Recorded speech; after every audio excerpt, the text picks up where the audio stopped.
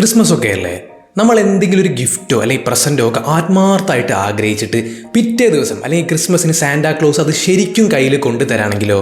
2013 ഒരു Christmas ഈവില് west jet airlines അവരുടെ ടൊറോണ്ടോയിൽ നിന്നും കാൽഗറിയിലേക്ക് പുറപ്പെടുന്ന 250ഓളം പാസഞ്ചേഴ്സിന് ഒരു കിഡിലൻ സർപ്രൈസ് കൊടുത്തു. എല്ലാ പാസഞ്ചേഴ്സും ഫ്ലൈറ്റിലേക്ക് കയറാൻ പോകുന്ന വഴിയിൽ എയർപോർട്ടിൽ ഒരു ഡിജിറ്റൽ സാന്റാക്ലോസിനെ അവർ സെറ്റ് ചെയ്തിട്ടുണ്ടായിരുന്നു. ഇപ്രാവശ്യം ക്രിസ്മസിന് എന്ത് ഗിഫ്റ്റാണ് വേണ്ടതെന്ന് ഈ സാന്റാക്ലോസ് എല്ലാ പാസഞ്ചേഴ്സിനോടും ചോദിച്ചു. പലരും പല ആഗ്രഹങ്ങൾ പറഞ്ഞു.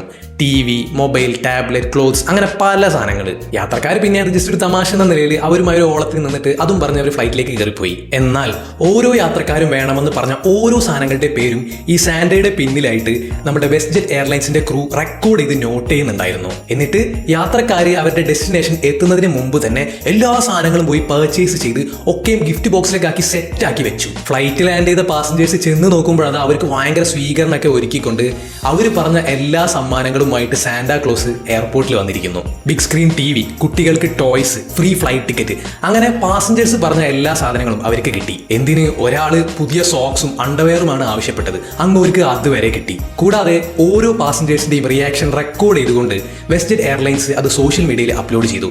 And it went so viral. And ഈ ഒരു മാർക്കറ്റിംഗ് ക്യാമ്പയിനിലൂടെ ഒരുപാട് ആളുകളുടെ ജനപ്രീതി പിടിച്ചു പറ്റാനും വെസ്റ്റ് ജെറ്റ് എയർലൈൻസിന് സാധിച്ചു.